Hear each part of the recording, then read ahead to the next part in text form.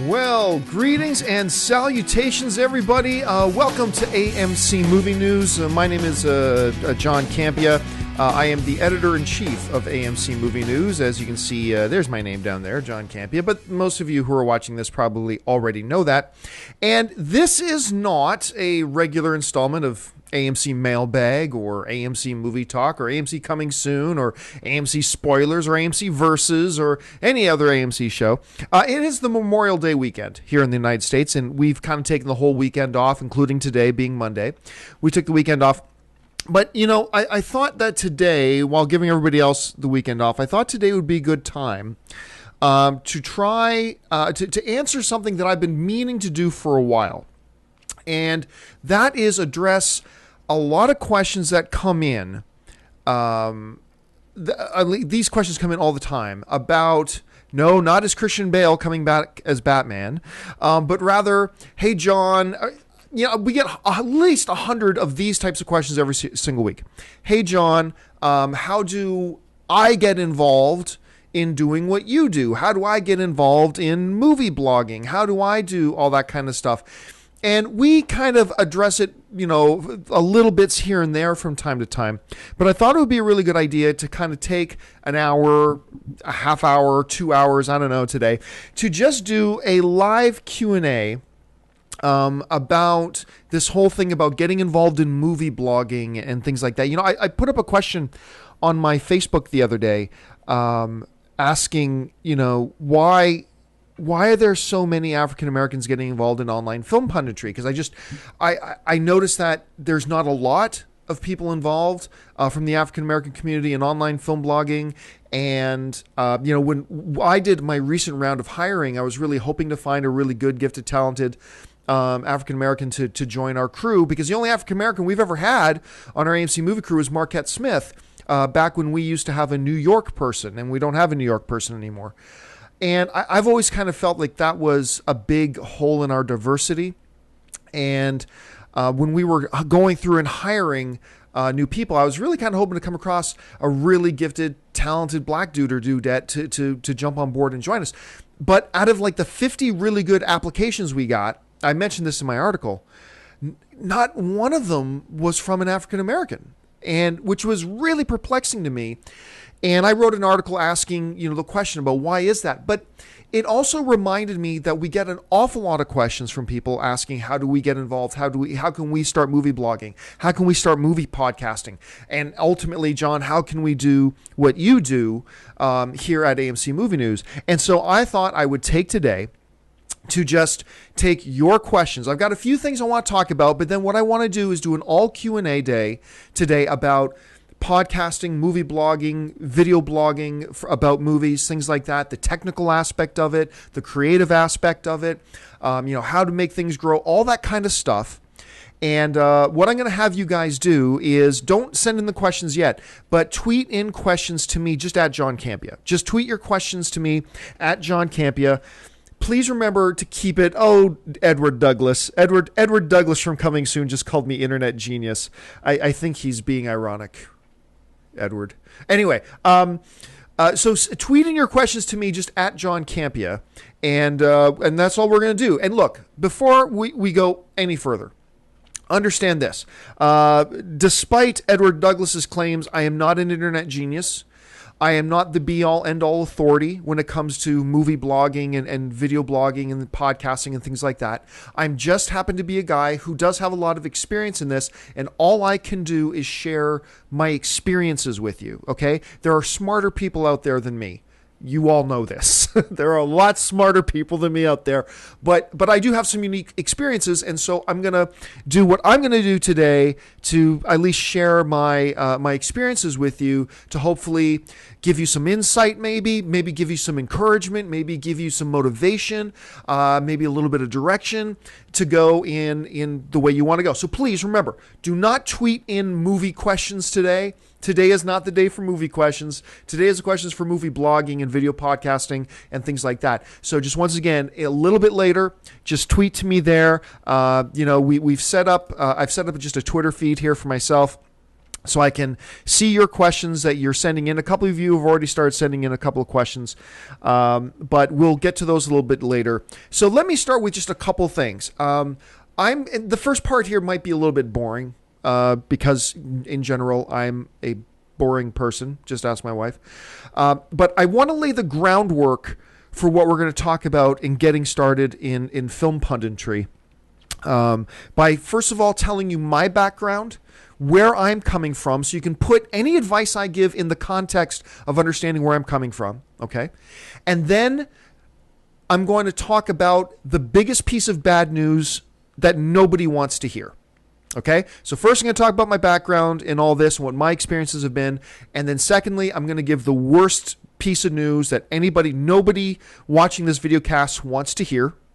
And then we will go on to taking your questions from Twitter. We're going to spend the whole time just taking questions on video blogging, things like that. So with that being said, let me give you my background so you can understand my experiences and that I am not the smartest guy on the planet when it comes to this stuff at all. But just so you have a little bit of a background. And yes, and some people are already asking me, am I going to get into the technical aspect of technically how we make all this work? And yes, we will. We'll get into all of that kind of stuff. First of all, my background. I am a lifelong movie fan. My earliest childhood, I tell this story all the time. My earliest childhood memory is of my mom taking me to see Star Wars. That's why, probably a big reason why the Star Wars films, Star Wars, Empire, Return of the Jedi, the only 3 real Star Wars movies, why they're my most beloved and favorite films of all time. But they also really influenced a lot of my creativity in my life and what I wanted to do. And so I grew up as a diehard film fan. And in around the year 2000, I started a little movie review blog called The Movie Review. Yeah, I think it was just called The Movie Review Blog. Anyway, it was me, a friend of mine named Dave, who's now like an HGTV star. My friend Rodney right now, who runs The Movie Snitch. And a couple of us, we would do these movie reviews on the movie review site that I created. And it was pretty bad. It was pretty bad. So I gave up on that. And in 2003, I was living in Saskatoon, Saskatchewan, Canada. And I decided to start a movie blog. Now, at the time, don't forget, back in 2003, a lot of people had never even heard the term blog. So I hopped on a domain registration site, and lo and behold, themovieblog.com was available. So I bought that domain name and I started my website, The Movie Blog, in 2003. And I believe my first post ever was about that horse movie, Seabiscuit. But at any rate, I was in a friend's basement. I just had a laptop and I started The Movie Blog. And I started blogging about, I think I was using Blogger at the time as my free blog host company.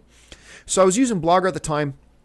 And the movie blog over the years changed servers like 5 or 6 different times. But at any rate, I started blogging once or twice a day. And then I started blogging a little bit more. And at the end of my first month, 17 people, maybe 17 to 40, I can't remember. But for argument's sake, let's say 17 people read my movie blog. And to me, at the time, that was crazy. Like, there are 17 people out there who wanted to read what I had to say about movies. That's crazy.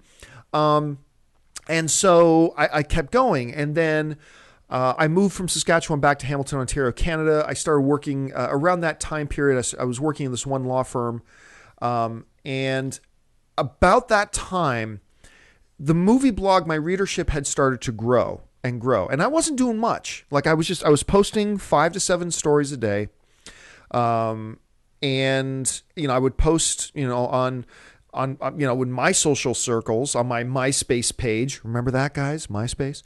I was posting on my MySpace page, hey, I've got this and this. But slowly word started getting around, right? And I'll never forget, it was a couple of years later. I was living in Hamilton at the time. And I had the first month that I had ever hit 100,000 readers that month.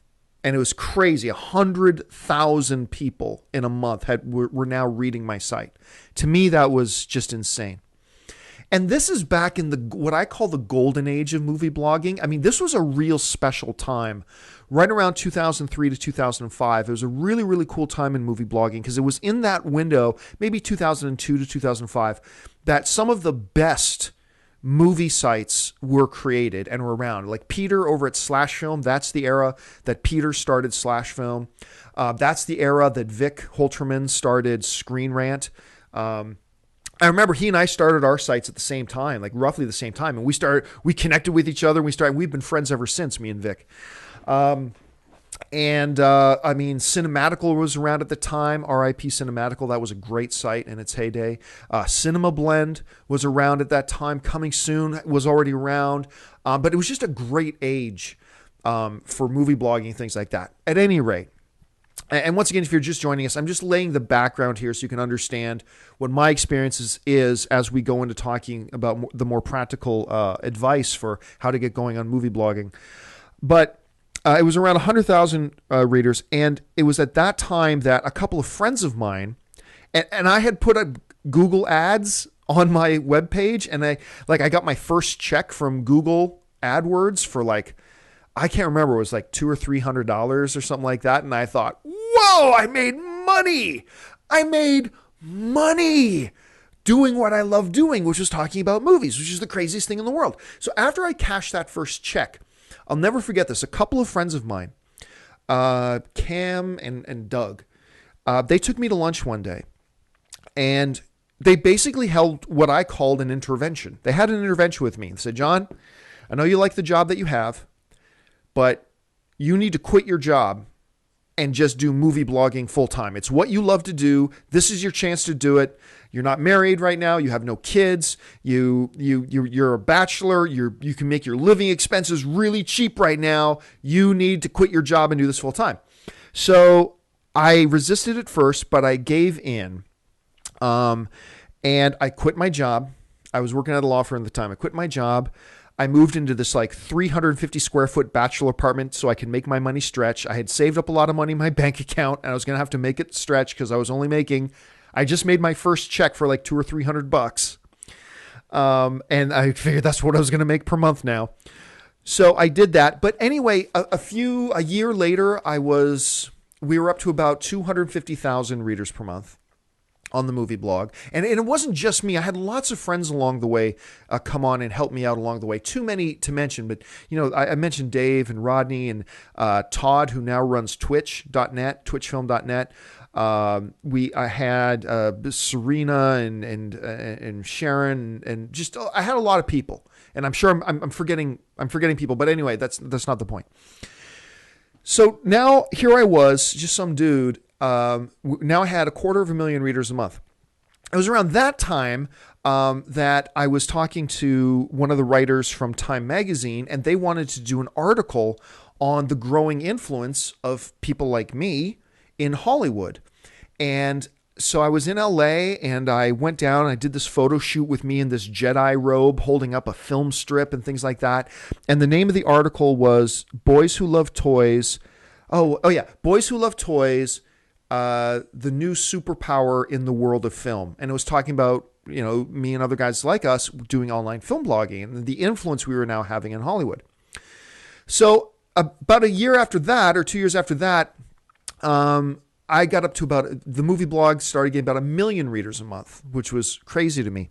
And anyway, I'm skipping a lot of steps, but around that time, this is going back now about 5 years ago, but around 2009, I was contacted by AMC.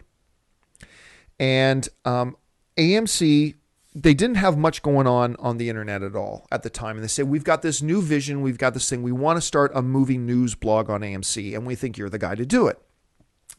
So being familiar with the AMC brand, I was pretty excited. And I said, okay, then that's what we'll do. I'm going to do it. So I started working with AMC. We put together a team of people to work with me. And we just started a movie news blog. And at the time, it was just supposed to be facts, no opinion, no editorializing, nothing like that, just that sort of thing. So we did that for a while, and we started to grow it and develop it. But ultimately, I wanted to take things. My background was podcasting. I wanted to take things in the direction of video and podcasting and editorial. And over the course of a few years, we did that. We started with AMC. We had no advertising, no marketing, nothing like that. But we grew it from basically zero to today, we have we're closing in on 175,000 subscribers. We now have, as of today, we have 5.5 million views of our videos every month, which is kind of crazy. And it's just been growing and growing and growing. And so that brings us up to where we are now. That's my background. I started with a movie blog. I grew it. I developed it. I had some quote unquote success with it. I started a podcast when I was on the movie blog. We won the first ever Podcast of the Year award, beating out my hero, Leo Laporte, for This Week in Tech for Podcast of the Year, which is crazy. It's still probably the highlight of my career, I think, so far. Back in January, we won the IAW TV, the Academy of Web Television Award for Best News Series. So that's the background. That's where I'm coming from, okay? So that's the guy who's going to start answering your questions and giving you some advice on this. So the strengths of it and the weaknesses of it, there it is. Now, with all that being said, here's the piece of news, and after I give this piece of news, we're going to get into the details, okay? But here is the piece of news that nobody wants to hear. And everybody gets their heart broken when I say this, and that's why I've got to start with this, okay? People, when we were looking for new team members here at AMC Movie News, and we eventually ended up with the amazing trio of Christian Harloff, Miri Jetikin, and Alicia Malone. But during that phase period, we were looking for people to apply, and I got a lot of applications from fans of the show, which was great. But who had no background in doing this stuff, no education in doing this stuff, no experience in doing this stuff. So obviously those were resumes we couldn't even look at. But people are always asking me, John, how can I do what you do? But when people ask, John, how can I do what you do? Because I have the greatest job in the world.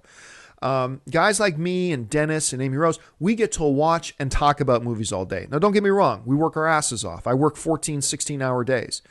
But it is the greatest job in the world. I love what we get to do. And people ask, how can I do what you do?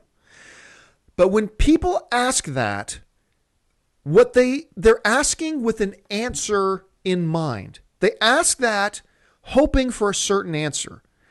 And the answer they're hoping for is me saying, oh, it's easy. Just call this phone number and you'll do this for a living. They're looking for a way for somebody to hand them, John, how can I have a 1 million viewer a month website? Hand it to me so that I can do it. And that's generally what people want when they ask. And they never like the answer I have to give, but I'm going to give it to you because I got to shoot straight. This is what I tell people, because I know guys like Vic over at Screen Rant will look for the same thing. I know Steve Frosty over at Collider looks for the same thing. I'm pretty sure Peter will look for the same thing. Here's the deal. I tell people this. If you want to get into you want to be hired by one of those great movie news sites, or if you want to become a team member at AMC Movie Talk someday or whatever, I said, you got to do you got two routes you can go. All right. Route number one is a traditional route. And these are both great routes, okay? You can go the traditional route. You can get an education in film, go to film school, get an education in journalism. I know I love seeing journalism background in people's resumes. That's always a cool thing to see. And get an education in that sort of an area. Then start really small somewhere as a copywriter or something like that and build yourself up. So that is a traditional route, and it's nothing wrong with the traditional route at all, okay? Then there's what I call the new media route. And this is mostly what we're going to talk about today, all right? But the new media route that I suggest to people, like I had somebody come up to me at WonderCon and ask me, John, how could I possibly work for AMC Movie News someday, or how can I work for a Screen Rant someday, or Coming Soon, or whatever else? And what I said to him, and this is what I say to everybody, I said to this guy, I said, okay, here's what you do.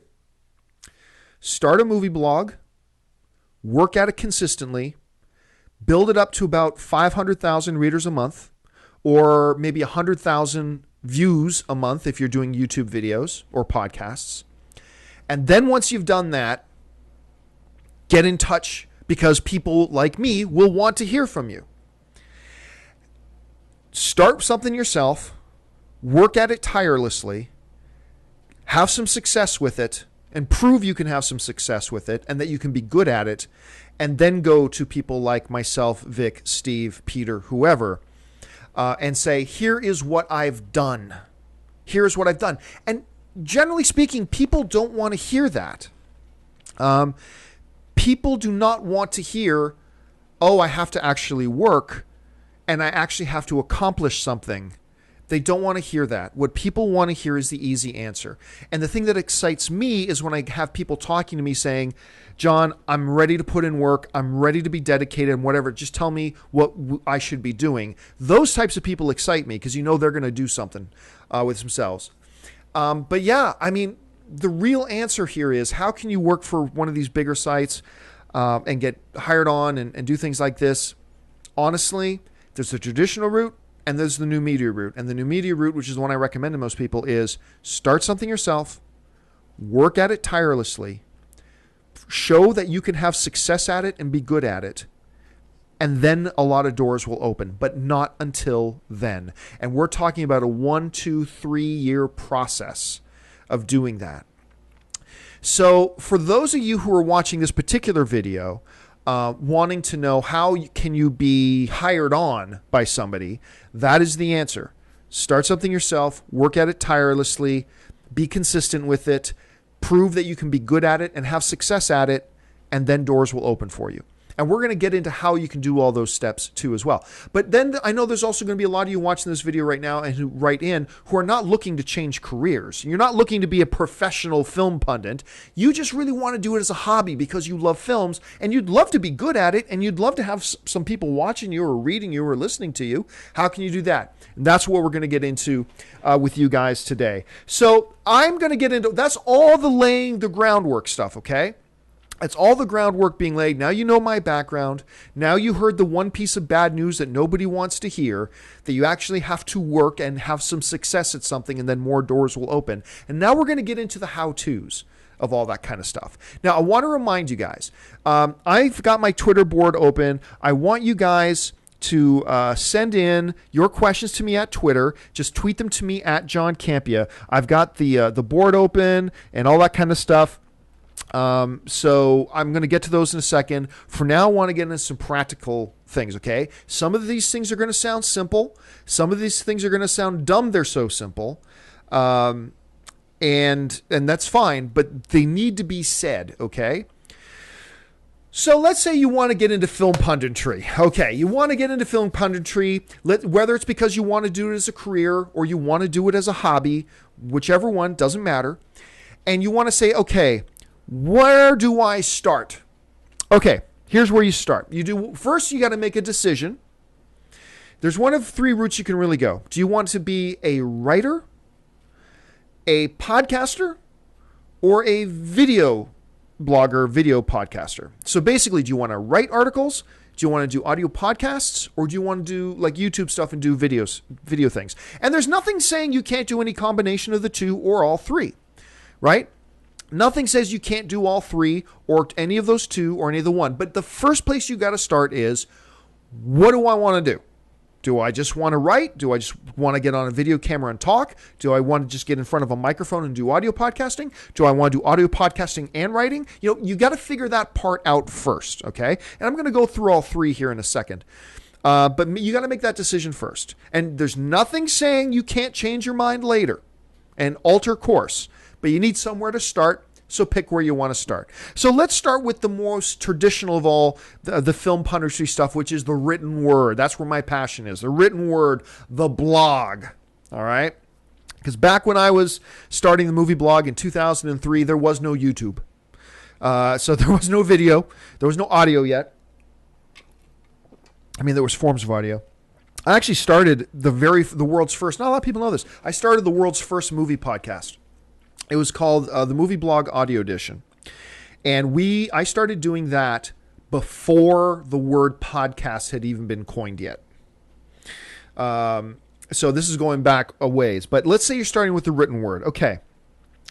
You decide you want to write about movies and write your opinion and write your thoughts. Maybe you're like me and you have a face for radio. And you don't really want to be on camera or in front of the camera is not your thing. You want to write.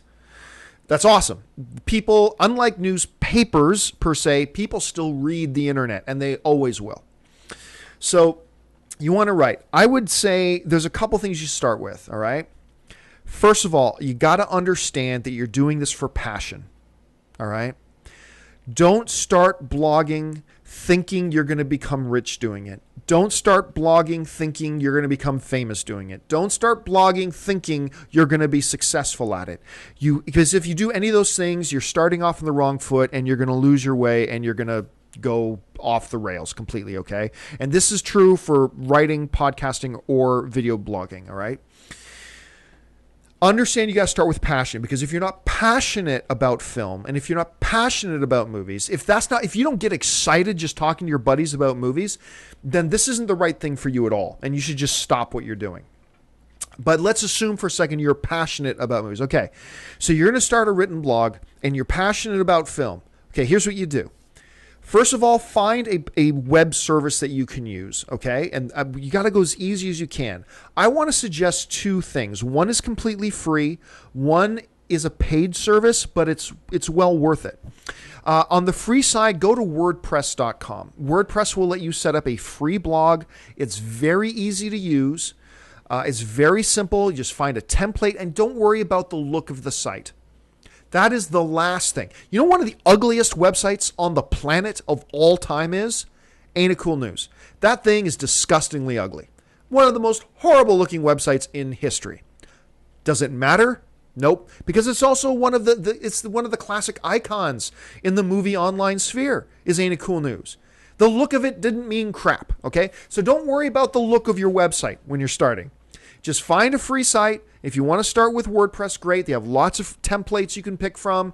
Just pick a good template, maybe customize it with one or two graphics, but don't waste your time worrying about the look of the site because nobody cares. Nobody cares how good your site looks. It's not important. What's important is your content, okay? So if you want to start with a WordPress, you can do that, and then you'll have a URL that's something like, if your name's Jimmy, you can say Jimmy's movie blog .wordpress.com, and that'll be your URL. All right. That's great. So you can go that route. There's another route that's I'm focusing on ease right now. I'm focusing on ease of use. There's another service you can use besides WordPress that I highly recommend, actually. It's called Squarespace. I know when my wife was starting her sites, she went with Squarespace. Now, Squarespace is kind of like WordPress in a way, in the sense that it has templates you can use, whatever, but Squarespace is very, very flexible, super easy to use, looks great, functions even better. You register a domain name with them, so you'll actually have, instead of jimmysmovieblog.wordpress.com, you can have jimmysmovieblog.com, and you'll have your own domain name and things like that. There's a way you can do that with WordPress as well. But for the totally free route, I'd say just go to WordPress. If you're willing to spend $8 or $9 a month, it might be $1 or $2 higher than that. It's an insignificant amount of money. All right. It doesn't matter how broke you are. You can spend $8 a month. Buy one less beer when you go to the pub this week, all right? And there you go. You've got your Squarespace money. And you can sign up there. Two great sites. But once again, don't worry so much about how much what the site looks like. Don't worry about that. It's not the important thing. What the important thing is what you're going to write, okay? Or what videos you're going to put up or what audio you're going to put up. That's the important thing, okay? So you've decided. I'm going to be writing. I'm going to go with, for argument's sake, I'm going to go with Squarespace. And I'm going to set up a web page there. Now, the next thing you got to decide is the next thing you have to decide is, what do you want to write about? All right. What do you want to write about? I tell everybody getting started in web blogging and things like this, don't try to do everything. Don't try to write about all the latest indie films and all the latest big Hollywood blockbusters and all the great Bollywood films and all the great Asian films and all the great this films and all the old Western. Don't try to do a site about everything. I say this all the time. If you try to please everyone, you end up satisfying no one. If you don't have some focus and some direction with your site, it's not going to be engaging for people who come. All right. So when you do get people watching or, reading your site, you don't want to be blathered all over the place. Pick a direction. For me, with the movie blog and with AMC, obviously, my focus is wide release major films. That's my focus. Obviously for AMC, because we're talking about films playing on AMC screens, but I was doing that anyway with the movie blog because that's really what I knew best. I didn't talk a lot about tiny independent films. Not that those aren't great, but it's just that I needed to have my focus. I've got friends who run websites about independent film. I got friends who run websites about Asian film. I have friends who run websites just about documentaries. And then, a lot of the bigger sites, they run on the major Hollywood focuses. You need to decide what your direction is going to be. If it's going to be major Hollywood, if it's going to be smaller indie, if it's going to be documentaries, if it's going to be sci-fi films, if it's going to be comic book films, if it's going to be Star Wars only films, if it's going to be, whatever. But pick a focus and then try to stay there. Because if you're going off in too many different directions, then that means you're going to be writing a lot of stuff and putting a lot of stuff on your site that your average reader isn't going to care about. Because if your average reader is there because they loved what you wrote about this small independent film and they're there to really read about small independent film, but then you start writing about some Bollywood film and then you're writing about, the newest X-Men movie and then you're writing about this and writing about that, suddenly you're going to lose that reader because they don't know if they're going to get what they're looking for every time they come to your site. So I'd say figure out what your focus is and then stay focused on that. For argument's sake, all right, because the most popular one is going to be big Hollywood releases, wide release films. I'm just going to talk for the rest of the session assuming that, okay? But trust me, there's lots of genres and subgenres you could be specific about, and that's great. Just pick one and stick with it. So now you've decided you want to write a blog. You decided on between WordPress and Squarespace or something else. There are other options, but I like to recommend those two. And you've decided on Squarespace. You've decided you're going to write about wide release films that everybody can see. And that's your direction. Perfect. Now, the next thing you need to do, and trust me, this is not a small detail, figure out how much you want to write. Figure out how many posts a day you want to do. And the reason this is important is because you have to be consistent. If you do too little, no one's going to follow your site very often and they're not going to be returning to your site. If you write too much, you're going to burn out. You may think you won't burn out, but you will burn out. So you have to find that sweet spot for yourself about how much do I want to write per day. I like to recommend to people to target writing 4 posts a day. And when I say 4 posts, I don't mean 4 essays. I mean 4 3 to 6 paragraph long posts that can be about a significant movie news story that came out that day or a general editorial that you want to write. It's like, I was thinking today about the career of Arnold Schwarzenegger and I had some thoughts. Okay, write one of those. Or a movie review of a film you just saw. So those are going to be basically your 3 staples. You're going to have movie news, updates, you're going to have film reviews, and you're going to have your own individual editorials. So those are your staples. Those are your bread and butter and biscuits, okay? Those are your 3. So you got to figure how many do I want to write a day? I usually like to recommend to people to start around 4. 3, 4, or 5 is a nice sweet spot for people. Because if you try to get started with 9, 10, 11, trust me, you're going to have your first week of movie blogging.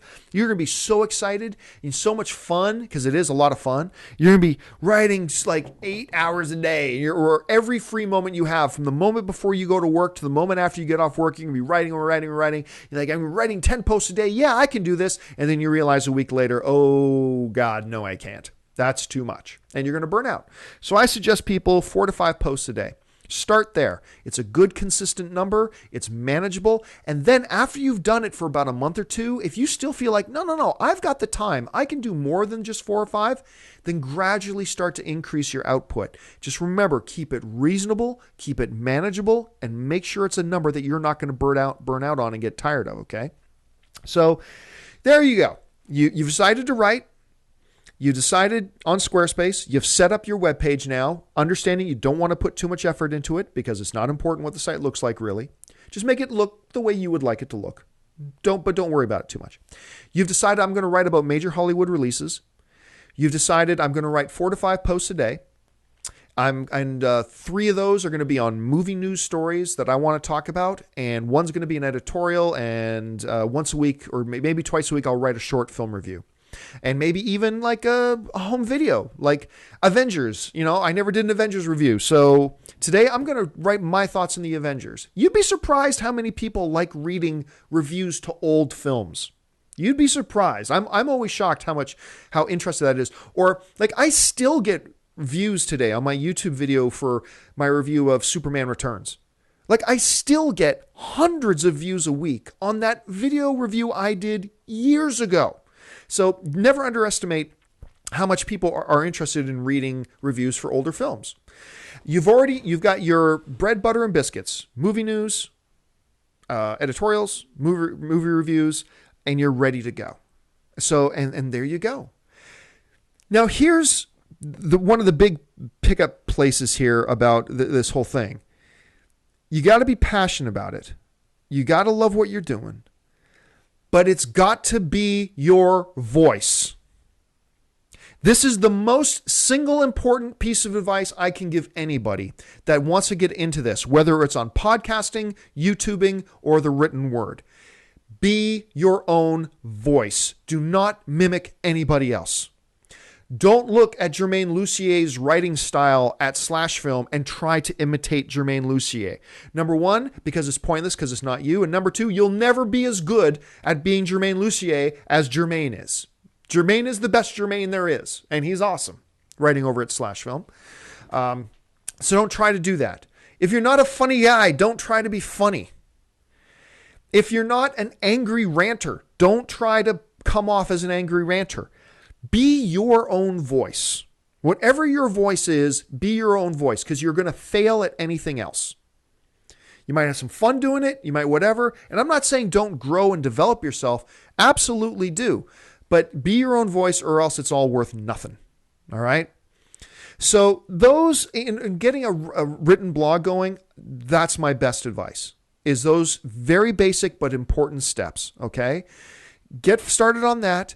Stay consistent with it. Take the weekends off, but Monday through Friday, post 4 to 5 posts a day. So you're going to get around 17 to 20 posts a week, and then do that for several months. Constantly read your own work. That's another big piece of advice. Read your own work, because as you read your own work, you start to notice your own flaws. And you can develop and grow and then start stretching yourself a bit, all that kind of stuff. And do it for a few months. Don't worry about what your traffic is the first week or the first month or the first 2 months. Don't even worry about it. Because chances are no one's going to be reading your site yet. You're going to have like me, when I started the movie blog, you're going to have 15 to 20 readers your first month. I'm not talking 15 to 20 readers a day. I'm talking 15 to 20 readers, period, for your first month. And that's okay. That doesn't matter. Because once again, you're doing this because you love it. You made this website not to have 1 million readers. You made this website because you love talking about movies, and this gives you an outlet to do it and other people an outlet to interact with you in doing it. Okay. That's the main thing. If you started this website thinking you're going to get 1 million readers this year, just shut it down. Just shut it down. Just don't bother doing it. All right, let me jump now to audio podcasting. I'm good. This audio podcasting and video blogging are going to be a lot shorter because they cover a lot of the same things we talked about in the written part here. Okay, and for those of you who might be just joining us live, just explaining again, this whole thing is this whole special episode here that we're doing here is just about for people who want to know how to get involved in film blogging, involved in online film punditry, whether it's audio or video or the written word. That's what we're doing right now. With audio podcasting, it couldn't be easier. All right. Getting a podcast up and running could not be easier. Now, there's a paid service I'm going to recommend people using if you want to get started in podcasting. There are lots of free ways to do it. Just hop on Google or something and search free podcasting, and you'll figure out how to do podcasting for free. I, however, like to focus on ease, So I'm going to be recommending a paid service, but I'm talking about $5 a month here, okay? 5, 6, 7, maybe 10, depending how much you want to do. Podcasting, from a technical point of view, is actually quite easy, all right? But a couple things I really want to emphasize here. Get a decent mic, all right? Get a decent mic, and this will go into our YouTube stuff as well. It doesn't have to be a $300 mic, okay? It doesn't have to be a $300, $400, $500 mic. No, but get a decent mic. Don't get a $7 Radio Shack computer mic. Don't do that, because nothing will ruin your podcast more than poor audio. Just nothing will. So get a decent mic. Go to, what is the music stores there? The Guitar Center or Sam Ash. You can find a pretty half decent mic, probably $50, $60. You can find a decent mic for. Now, it's always best if you have a sound mixer. Now, I'm going to get into some behind the scenes stuff here. I'm going to pick up my camera here, so don't get all motion sick on me. Here's my thing here. I've got a pretty decent little sound mixer, but man, I'm telling you, it's going to surprise you how cheap this thing was. So I've got a sound mixer here, okay, that I bought that my mics plug into, and it's a USB sound mixer. So I actually run a USB cable from the mixer into the computer. And as you can, there's my computer here. So I run that USB into the computer. This whole sound mixer, this is like phantom power, 12 channels, all this kind of stuff, cost me $150. You do not need to spend that much money. But if you've got a little bit of money that you want to put in for your hobby, then you can get a great sound mixer for like $150. Just go on Amazon. You can find it. It's super easy. It's super simple. Or get a microphone, and I've got one of these adapters laying around here, but just get a little adapter that goes into an 1/8 inch adapter, like a headphone jack adapter, and plug that into the audio in on your computer. Then there's lots of free audio software you can use. Like Audacity is a great one to use. Once again, that's Audacity. Starts with an A. It's a free piece of audio software, super simple to use. You can just look up some YouTube videos on how to use it. It's very simple and straightforward. But just don't start with a $7 microphone, okay? I can't emphasize that enough. Spend 20, 30, forget that. Spend 30, 40, or $50 on a half decent microphone.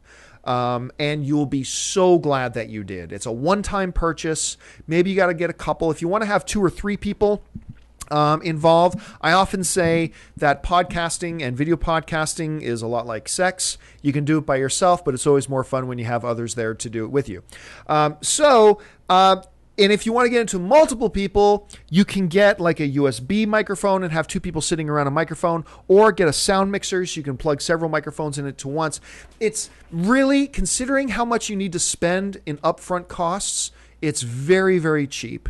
Because to spend like $200 to get a good sound mixer, 2 decent microphones, and you're set, that's only a one-time cost. You don't have to spend that every month. That's just a one-time upfront cost. That's pretty good, and your podcast will sound great for it. Now, I want to recommend a site for you guys to go and check out. Let me bring it up here. Hold on a second. It's called Liberated Syndication. And let me bring it up here. Yeah, the site is called Liberated Syndication. And it is wonderful because if you are into audio podcasting, this site is a godsend, okay? You can find it at libsyn.com. So Libsyn, libsyn.com. And the full name is Liberated Syndication. And with Libsyn.com, it makes managing and distributing your podcasts extremely easy. I use Libsyn myself for doing the AMC audio podcast feed, because what we do is we take the audio from our daily AMC movie talk show, and then we upload it to Libsyn. We've opened our Libsyn account. We upload our audio there. And then Libsyn walks you through the steps. It's super easy. You can be up and running in 5 minutes. to make sure your podcast gets registered with iTunes in the iTunes directory. And once it's registered in the iTunes directory, every podcast directory will have it basically. It manages your files. It gives you analytics, tells you how many people have been downloading your podcasts, how long they listen to your podcast for. It's super simple. They have plans that start as cheap as $5 a month. They go up to as expensive as $40 a month. But that's only if you're like somebody like me where you're putting up a new audio podcast that's like a half hour to an hour long every single day. You don't need to spend $40 a month on Libsyn. And like I said, there are free options out there. But I'm just telling you, I have found using Libsyn to manage and to upload, because it gives you your storage, your distribution, all that kind of stuff. Libsyn is great. They don't pay me. I pay them, actually. This is totally my endorsement of using Libsyn. Once again, Libsyn. If you want to get into movie podcasting, go with Libsyn. Like I said, it's a couple of bucks a month. But it's easy, it's powerful, and it's effective. And it just gives you a lot less things you have to worry about. You don't have to worry about getting your own, online storage, getting your RSS feeds together, getting yourself registered with iTunes, and you got to worry about your bandwidth bills per month. And forget it. Sign up with Libsyn if you're going to do an audio podcast. Super easy, super effective, just great. Now, so you're going to do an audio podcast. You've gotten a mic or you've got a soundboard, and you can get soundboard for cheaper than $150. You can probably, if you're going to do 2 mics or 3 mics, you can probably get a really good soundboard. Look for Behringer soundboards. I find they work great on Amazon, maybe for as cheap as like $75. Seriously, you can on Amazon, and it'll do wonders for you. Get a couple of mics. Now you've signed up with Libsyn. You've got Audacity running on your computer. You're ready to go. Now, a number of the same principles I talked about writing your web blog will go into doing your podcast. Pick your genre: major Hollywood, general, sci-fi, documentaries, indie, Bollywood, Latino films, whatever. But pick your direction and stay with that direction, okay? So you've got everything you need now from technical point of view. You've got your direction. You know what your podcast is going to be about. I always recommend start it weekly. Do a podcast weekly and stay consistent with it. Don't do it 1 week and then miss 2 weeks, and then do it 1 week and then another week and then another week and then miss 4 weeks. And then people just stop listening. Be consistent. And I suggest by starting a weekly podcast. And then just like in the writing part, have your own voice. Don't try to talk like me. Don't try to talk like Howard Stern. Don't try to talk. No, be you, because you are the selling point for your content. Nobody can do you better than you. And ultimately, why would people want to listen to you trying to be me when they can just watch me? But they can only get you by watching you or listening to you. So make sure you're speaking in your own voice. Be fearless. Say what you think. Don't be afraid about, oh no, almost everybody loves... Look, I know everybody loves Blade Runner. Everybody loves Blade Runner. But I can't just say what I know people want to hear. I didn't like Blade Runner. I didn't. So I'm going to say it. Be honest. If you like a movie that everybody hates, admit it. Admit that you like it. I like Armageddon. And I don't like Blade Runner. What the hell is wrong with me? Anyway, so speak in your own voice. Be ferociously honest. Stay on topic. Pick your direction. And then just talk movies. I would say keep it to under an hour. Because if you're like me, you can just start blathering and blibbering on. So you don't want to do that. So I'd say keep it to an hour or less, something like that, and you should be good to go. And really, guys, that's all there is to it, to getting a good podcast. Who cares about the title? Nobody cares 2 squirts of urine about the title of your podcast. I mean, yeah, come up with a title, but it's not important. You think AMC Movie Talk is a great title for a show? No, it's not. It's not a great title. But I can't come up with good titles. So that's why you have AMC Movie Talk and AMC Spoilers and AMC Versus, because I am not creative when it comes to coming up with titles. I'm just not. But I also know it's not important. So anyway, give me a second to take a drink of water here. Man, we've already been going for, holy crap, almost an hour. Okay. Yes, we are going to be taking your live questions here very soon about all that kind of stuff. So let's now talk about video. Okay, let's talk about YouTubing. You are somebody who loves films and you want to try doing something on YouTube. And honestly, that's my number one recommendation to people is if you really want to get involved in movie publishing now, the written word is awesome. Do it. Audio podcasting is awesome. Do it. But my primary thing that I like to recommend to people is get involved with YouTube. Or on another free video service. There's Dailymotion, there's Vimeo. There are other free video services as well. I use obviously YouTube. So I'm going to speak from whence I know. Okay, I know YouTube, so I'm going to speak from a standpoint of YouTube. So let's start with the technical aspects, okay, of video recording things. All right. First thing about doing a video podcast, okay, or doing video editorials or whatever. First and foremost, not your camera, not your background, not your editing software. Same thing with the audio podcast. The most important thing is your mic. The most important thing in any video production, especially when it comes to vlogging and doing video reviews or whatever on YouTube, the most important thing, far more important than your camera, is your mic.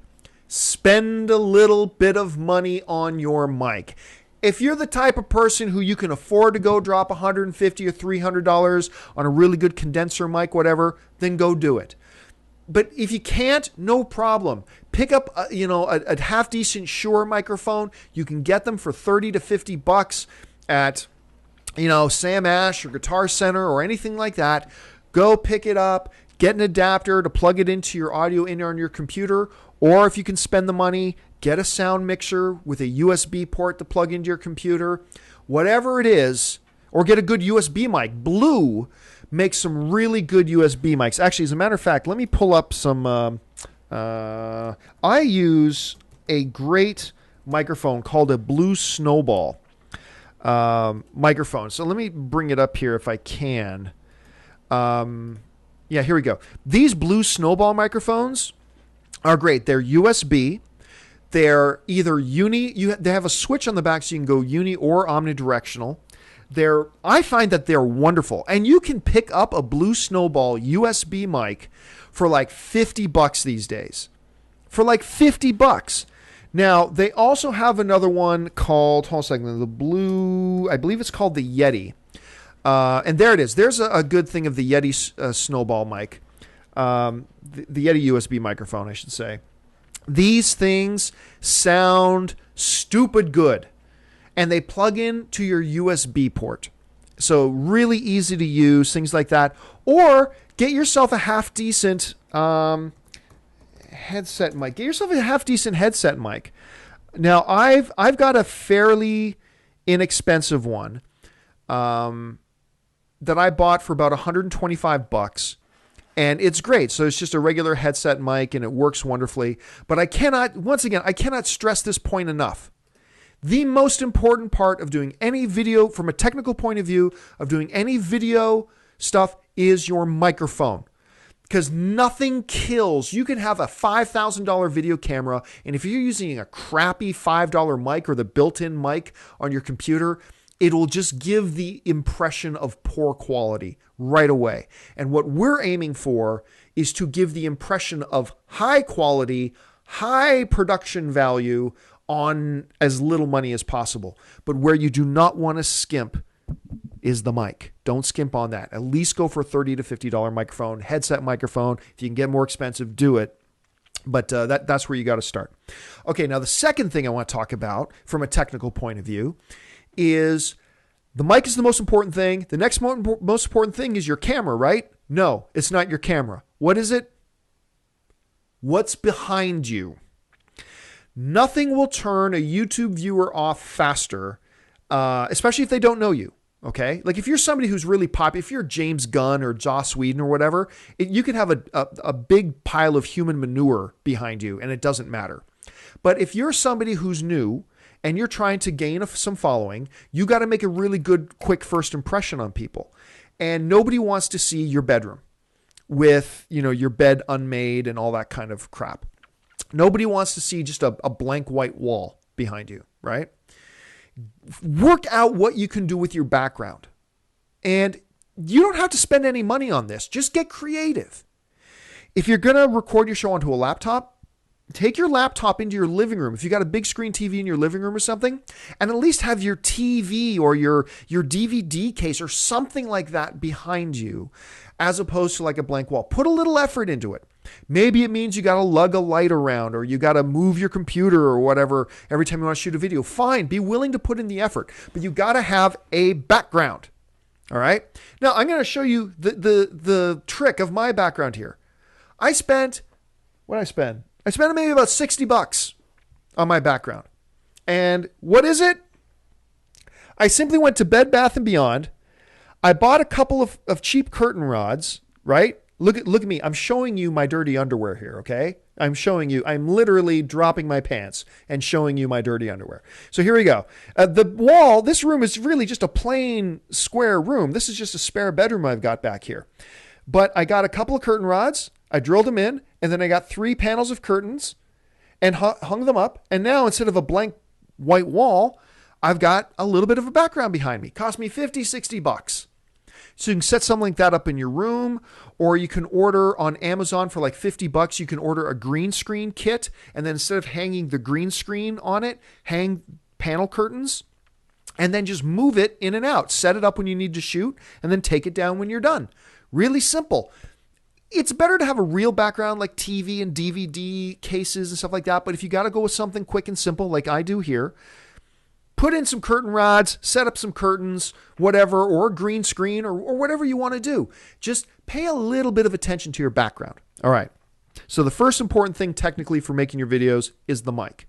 The second thing from a technical point of view is, I believe anyway, is your background. Now, the third most important is your camera, right? No. Camera is not third important. Third most important, more important than the camera, is lighting. Look at 90% of YouTube videos and people are dark and they're shaded and like it just looks terrible. All things that are easily fixed with a light. Just set up a light. And by a light, well, I'll show you what I've got in here, okay? So once again, taking my camera, breaking the fourth wall. What I've got going on here are these very simple, there's that light there. There's this light here. I don't even have this one turned on. And I got this one back here for background light. And I'm not using it today because it's in the middle of the afternoon and there's a lot of natural light coming in the window. But right now, I got these 3 lights set up, 3-point light system. Only one light is on. And that's this one here, which you can barely see because it's blurring out the camera. I have one light on. These lights go for like, I bought mine for like $30. $30. Spend an extra $5 or $10 for a soft diffuser that covers over the top of them, and you've got great. Look how good I'm lit. Look how good I'm lit. I am better lit than 99% of any YouTube videos that are out there. And so lighting is so important. Seriously, you can have a great camera, but if you don't have any lighting, it doesn't matter. Okay, so microphone, background, get a light. And it doesn't have to be a professional lighting kit. Go to Walmart, for heaven's sakes. Drop $25 on a lamp that you can adjust and just move. Just buy a lamp, a room lamp that you can tilt or move just to make sure you've got enough light on you. That is just so important. Okay, so mic, background, lights. Now we're going to get to the camera. I love, in the studio that we do AMC Movie Talk on, we have like 8 $5,000 cameras. Okay, and it looks great. In my home studio, and this is AMC Studio B, which is actually in my home in Burbank. It's just in a spare bedroom that I set up. I did not want to spend $5,000 on a video camera, nor do I need to. I actually shoot, my camera is, I just use a webcam. I use a web camera called a Logitech C920. I'll say that, actually I'll bring it up. I'll try to bring it up here on Amazon too. C920. I use a video camera called a Logitech C920. And this camera is wonderful. I mean, don't get me wrong. I wouldn't want to shoot a lot of different types of things on this. But this camera, oh my God, the price has come down. I spent like almost $100 on mine. Now you can get it for $75. This camera is beautiful. It shoots 1080p video. And I'm going to grab the camera again here. Nuts. I should have worn my headset mic so I can move around. But so I've got this camera here. But I like these cameras so much. I've got 4 of them in my studio. Okay. So I've got this one. That's my main one. I've got that one there. That is usually, that one is Schnepp's camera when he's sitting down. Then I've got another one over there that shoots the wide shot or that shoots a third guest when I've got a third guest over there. That camera's for them. This camera's for Schnepp. And then I've got a wide right here. That's a wide camera for a wide shot so you can see everybody sitting down. I've got 4 of these things. I love these cameras so much. They look great. They look sharp. Now, would a $2,000 real video camera look a little bit better? Probably. But I'm going to tell you, for a simple setup, like what I have in Studio B here, this camera is the balls. I mean, I really, really like it a lot. It works wonderfully. As you can see, it takes a great image. And so when you're well lit, you got decent audio, at least not a terrible background, and a good camera, you can look great. I mean, nothing will help me look great, but I will look as good as I can look. How about that? So there you go. From a technical point of view, your externals are good microphone. Don't chimp out on it. Decent background. Put a little energy and effort into it. If you love what you're doing, you'll not be afraid of putting in some work. So get a little bit of a background. Get a lighting source, preferably 2 lighting sources to make sure you have a nice balance of light. See, I've got that light on right now, but I also have a window over here giving natural light. So you see this nice balance of light, right? Aren't I pretty? So all that kind of stuff. And then put a little bit of money into a camera, but trust me, it's a lot less than you thought. I spend it on what you can now get for a $75 webcam.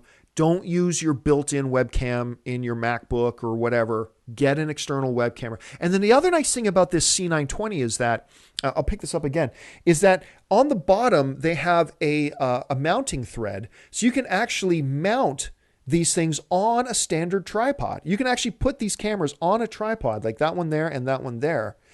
You can put these things on a tripod to give you your maximum flexibility for the stuff that you're doing. Okay, so there's all of our externals. Now let's talk about from the computer end of things in doing your YouTube video.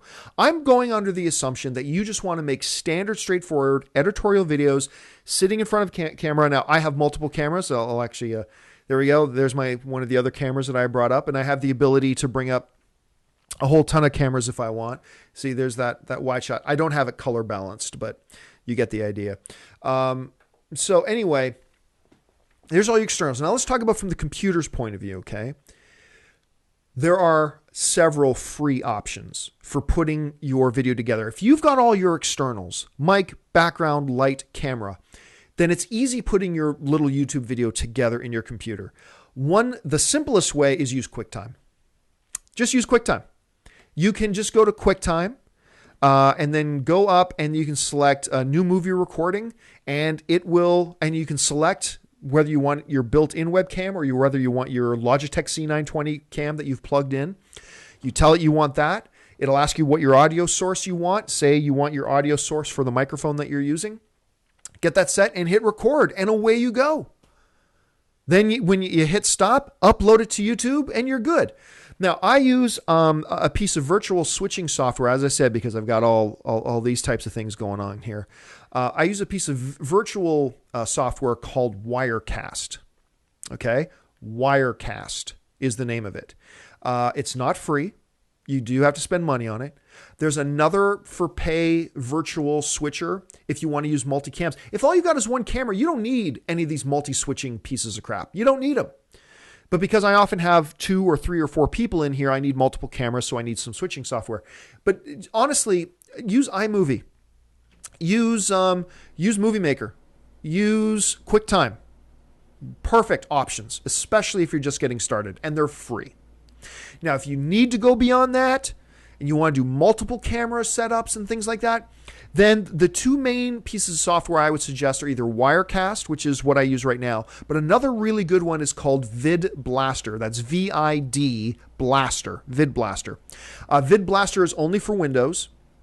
Wirecast is for Mac and Windows, so you can get it for either. And there are great tutorials on YouTube for how to use either of them. I'm not going to go give you a tutorial on how to use those pieces of software. You can find tutorials for those online. For somebody like me who has a broader needs, this is what I need to use. I need to use something like Wirecast or Vid Blaster, and I've used them both, and I like them both very much. But honestly, for 95% of you guys, to do what we're talking about, you don't need it. Just use a free piece of software and you're good. And you're totally good and you're totally golden. So once again, from a technical point of view, the things that you need, first and foremost, don't chimp in your mic, background, light, camera, and then you can use free software like Movie Maker on the Windows side, like iMovie on the Mac side. I'm a Mac guy. Or if you need more, or QuickTime, which works on either Windows or Mac. And if you need something, a paid thing that gives you a little bit more diversity, Wirecast, but you're probably looking at spending anywhere between $300 to $700 for Wirecast or for Vid Blaster, depending on what kind of a package you need. And like I said, check YouTube, lots of tutorials on how to use all that kind of stuff. And you know, other people, and then there's editors as well. You can use video editing if you want to do post-production. I highly recommend Adobe Premiere. I've been a huge fan of Adobe Premiere ever since version 5, really. They've just, to me, it's better than Final Cut. That's just my opinion, personally. I've used Final Cut. It's great. You can use Final Cut. Then there's Vegas is another one. There's a bunch of video editing software out there that you can use. But honestly, for most of the stuff, you don't need any video editing. Just record yourself doing it, hit stop, and upload it to YouTube. Seriously, it's the best way you can do it. And then all the things that we talked about in audio podcasting and writing blog posts apply to the YouTube videos as well. Consistency. Do at least one a week. Maybe for video, maybe do 2 a week, but be consistent. Pick how many videos you want to make and be consistent about it. Pick your length. Do you want to be 15 minutes? Look, the average YouTube video gets watched for 17 seconds. So do you really want to be as dumb as me and make an hour-long video? Probably not. So you might want to start shorter and then build up as you go.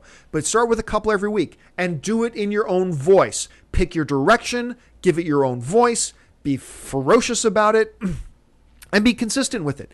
And don't worry about, once again, just like podcasts, just like the written word, don't worry about the traffic that you're getting, because that's not important at this juncture. Just do it because you love doing it. You know, the people I enjoy reading the most and watching the most on YouTube or listening the most on podcasts are the people I can tell they just love doing what they're doing.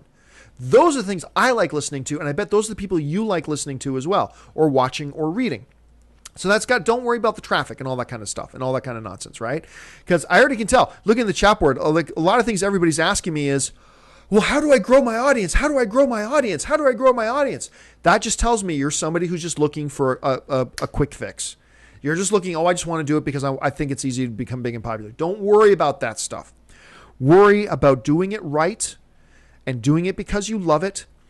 And give yourself a period of time to see if you even will like doing it over the long haul. Because I'm telling you, I know a lot of guys and girls who have started movie sites and then those movie sites became abandoned 5 months later. And it's like, okay, well, they really weren't into it. And maybe they thought they were into it and it just took them some time to realize, yeah, I thought this was a good idea, but this isn't really my passion. And then they stopped doing it. Don't give yourself 2 weeks. Give yourself 4, 5, 6 months of doing it regularly to really see if it's something you're passionate about. Because you might think you're passionate about it, and then you do it for a couple of months and you realize, nah, this isn't for me. And that's fine. Then you haven't invested too much time. You haven't invested too much money. You haven't invested too much energy in it at this point. But if after 6 months you realize, I love this, I think I'm pretty good at it, and I can see myself doing this for a lot longer. Even just as a hobby. Remember, you still got your day job. Don't be thinking you're going to be able to quit your day job in 5 to 6 months, because that just ain't the case. So do all those things. Get started. Pick your direction. All the things I already went through in this video. And that will give you your start. And then, if you're good, people will find you. That's the great thing about YouTube and Facebook and, your own website and things like that. If people find you and people like you, they share you. And word gets around when you're good. And here's the problem. Sometimes I get people asking me, hey, John, I've been running this website for about a year, and I've got about, 50 readers a day, which is great. Can you imagine 50 people coming to your house just because they want to hear what you think about something every day? If you got 50 readers a day, I consider that a win. So, John, I've got like 50 people coming to my website a day, and it's been like that for like a year. How do I get better? And, one of the things that I say to them, they may not want to hear. It's like, or how do I grow it? How do I get more readers? And I got to say, well, maybe the problem is you're not that good. I'm just trying to be honest. Maybe the problem is people don't like your stuff enough to want to share it or to talk about it with other people. When people do come across your site or your podcast or your video blog for the first time, they only come once and they don't want to come back again. I'd say if you've been doing it for like a year or so, and you've kind of plateaued with your audience, the most obvious answer to that is the most unpopular answer, which is it's probably because people don't find you engaging enough that they want to tell other people about it. And when they find you for the first time, they don't feel inclined to come back again. Because you're always going to get first-time visitors. The key to growing is not getting first-time visitors. This is a mistake that a lot of people make. The key to growing your viewership on YouTube, or growing your listeners on your podcast, or growing your readers on your website, is not getting first-time visitors. It's not. The key is getting first-time visitors to want to come back. That is the key to growth. That is the key to growth in all of this stuff. You know what number I look at most on our AMC Movie News YouTube channel? 5.5 million views a month is great. Don't get me wrong. I'm partying tonight, celebrating that number. But to me, the real key is our subscribers. We're approaching 175,000 subscribers, because that's people who have found us for the first time, and maybe either the first time or they've come back a few times and they like it enough that they want to make what we do on AMC Movie News a regular part of their day, and they subscribe. That's the real key. So in worrying about how do I get more readers, the question you should be asking is, how do I get the readers or viewers that I have to want to come back? And that comes to the quality of your content. So don't worry about doing a social media push to raise awareness about your new podcast. I mean, you got to do that, but that's not the key. It does not help you at all to get 500 new people tomorrow to come and check out your video blog if none of them are going to want to come back and watch it again. That's the key. So now let me give you my number one piece of advice. This is the last piece of advice I will give, and then we will go to the Twitter stream. And I know we've already gone over an hour. How are you guys listening to me? I don't know. But what we're going to do is come back. I'm going to want to come to your Twitter questions now. All I want to do is take questions from you guys about getting involved and the technical side and the creative side and all that kind of stuff of online film punditry, okay? And once again, you can start tweeting me now, just at John Campia. And remember, don't ask me movie questions right now. Ask me stuff about movie blogging and movie YouTubing and movie podcasting. And we will get to your questions here in a second. But here's the last piece of advice that I want to give on all this as we're moving and going forward. Social media is great. All that kind of stuff is good. But what really brings people back to your site is the quality. And the number one piece of advice I can give you about improving your quality is this, is being a little narcissistic. The first thing I do when I get home from recording AMC Movie Talk every day, my workday is really still just starting. And this is a part of my work. I sit down in front of my TV and I put on today's AMC Movie Talk and I watch it at least twice. Why do I watch it at least twice? Just because I like the sound of my own voice? Contrary to popular belief, I don't actually like the sound of my own voice that much. I know that's a popular theory though. But no, I watch my own show at least 2 times every day because that is the best way to get better at what you do. It just is. You need to watch yourself with a critical eye or listen to your podcast or read your work over and over and over again. Because that is the only way, after hundreds and thousands of viewings of you on camera or coming out of the speakers or on the written page, that is the only way for you to start to really identify what's not working. Notice irritating habits you have. I've been doing this 11 years. And I still, every day, I'm noticing stupid things I do and trying to correct them. I am better at what I do today than I was a year ago. And last year I was better than I was 3 years before that. Why? Why do I keep getting better? Because I keep hammering myself. I keep looking and reviewing my own work over and over and over again. Not to fall in love with your own work, but to find the problems with it. And don't think you're going to do it in a week. Be committed every day. If you put up a piece of content, whether it's an article or an audio file or a video, watch it, read it, view it, go over it, comb over it constantly, because that is the only way you get good at it. It's the only way you get better. I mean, I look at so many guys in media broadcasting who are so much freaking better than me.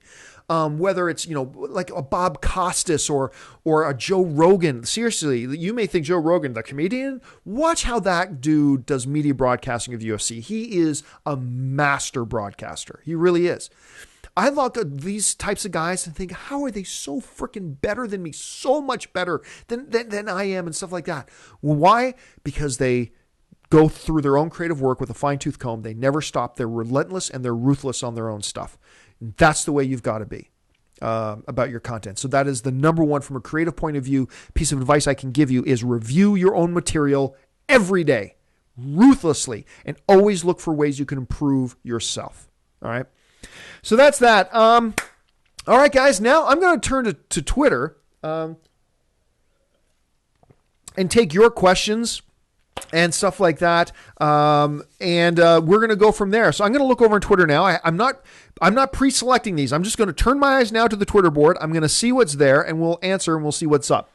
All right. Emil Johansson, I'm right at the top here, is writing in, what about keeping your blog separate from other parts of your life? Like not using the same email as you have with friends? That's a really good question, Emil. And you know what? I used to feel very strongly about that. Emil is asking, like, if I do jimmysmovieblog.com, should I have a separate email address for jimmysmovieblog.com than I do for my daily stuff, like with my friends? Like, my friends don't email me at jimmysmovieblog.com. They email me at jimmy@gmail.com. I used to feel pretty strongly about that you should have 2 separate, almost digital identities, if you will. But I've changed my mind. Not to say that one's right and the other's wrong. I'm just saying I've personally changed my mind. Because I tell people my email address, and I have one email address. That's it. I have one email address, period. So I really wouldn't worry about it too much. I think if you really want to give your blog an identity, then it's helpful.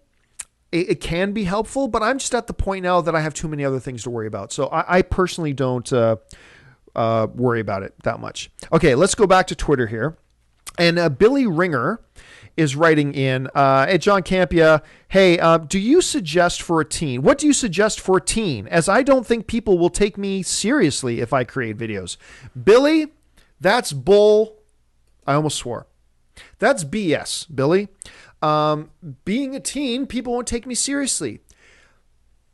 People don't care. Billy, if you put out something that's quality, that's all people care about. When they go to YouTube, and if you want to get up there and share your thoughts on the recent Ben Affleck casting as Batman, and you speak with conviction, and you speak with insight, and you raise good, valid points, and all that kind of stuff, and you're engaging and people want to listen to you, that's all that counts, really. I mean, really, honestly, that's all that counts. Don't let the fact that you're a teenager. Hell, if you're somebody watching this and you're 70 years old, and I'm closer to being 70 now than I am to being a teenager. If you're watching right now and you're somebody who's 70 years old, don't let that stop you either. My favorite podcaster in the world is Leo Laporte, and I think he's got to be in his 60s. And he's the best. He's the best at what he does. So don't let your age, I don't care if you're 12, I don't care if you're 112. Do not let your age stop you on this. All people care about is it good content? All that matters. Absolutely all that matters is it good content? So let's go back to the Twitter board now. Sammy is asking, how do you avoid negative comments? How do you avoid negative comments? Well, you can't. Speaking of Leo Laporte, one of the best pieces of advice I got from Leo Laporte, this is going back 8 years ago. Negative comments are good if they're constructive, right?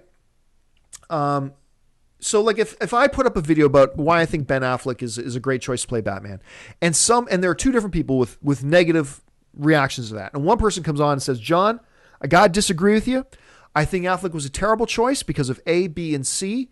I don't think he'll do a good job. I understand you thought 1, 2, and 3 were good reasons, but I got to disagree. I just don't think you're right on this one. That's actually a great comment. Even though it's quote unquote negative, it's a great comment. However, if somebody comes in there and just wants to be a troll and say, you're stupid, which I just, okay, well, I instantly know your intelligence level if that's how you start your conversation. You're stupid. You don't know anything. Ben Affleck sucks balls or whatever, right? If somebody wants to be dumb like that, here's the thing you got to understand about your commenting system, okay? And this is the piece of advice I got from Leo Laporte.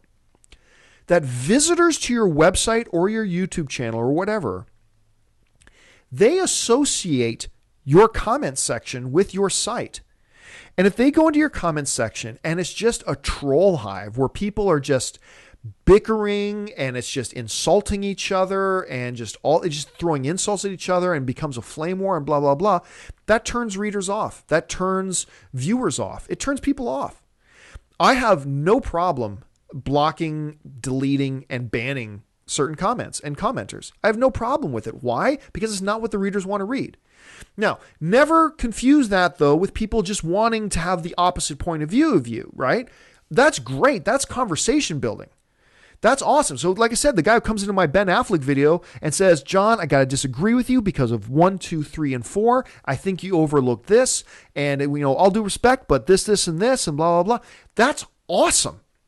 That is great stuff. You need people like those in your comment section to drive conversation. That is awesome. But stuff like trolls and flamers, ban them. Just ban them right away. I know some people will complain to me, say, oh, John, that's, I thought this was a free country. No, my website is not a free country. My YouTube channel is not a free country. That's my house. And if you think you can just walk into my house and then, call my mom ugly in my house, first of all, you're going to take a world-class beating, and then you're going to get thrown out of my house because you don't do that. So if you want to come in and discuss and debate, disagree, agree, whatever, expand the conversation, that's great. But I have no hesitation. I have no qualms whatsoever that if people just come in and start urinating on your carpet and start throwing macaroni and cheese against your walls, throw them out because they're ruining it for everybody else. They're just ruining it for everybody else. So yeah, I take a lot of criticism for the fact that I authorize our staff to ban people. And I get criticism for that, but I don't care, because the comment section is also part of your site and part of your channel, and you have to manage it. And I've got people who look after it, and I watch it very closely as well. But then don't cross the line, though. Don't confuse somebody who disagrees with you with a troll. Disagreement and debate is the most fun thing about being a film fan. And if you just kill disagreement, you're killing the fun. So you got to make sure you walk that very fine line. Ban trolls, just block them. But at the same time, encourage diversity in opinion at the same time. It's a fine line you got to walk, but I really encourage that you do it. All right, let's go back over to the Twitter stream here. I'm going to scroll down a bit because I'm sure I missed a lot. Nicholas Sergi writes an interesting question. I'm afraid of my own voice. Should I do what Red Letter Media does and create a character? I'd say that's for an advanced user, like creating a character. I'd say that's for an advanced and seasoned and experienced online people. I'd say no. Stick with trust yourself. Believe in yourself. If you don't believe in yourself and your voice, why should anybody else? That's just my opinion. Not that I have anything against what Red Letter Media does or anything. Not at all. I'm just saying, for you, my piece of advice to somebody getting started is trust your own voice. Because if you don't, no one else should. Okay, a couple of movie things. Okay, so Dominic Suma is writing and asks, what do you look for in a person when selecting members for your movie news team? Characteristics, education, etc. Well, thank you so much for the question, Dom. What do I look for when I'm looking to add team members to AMC Movie News? First thing is I look at experience.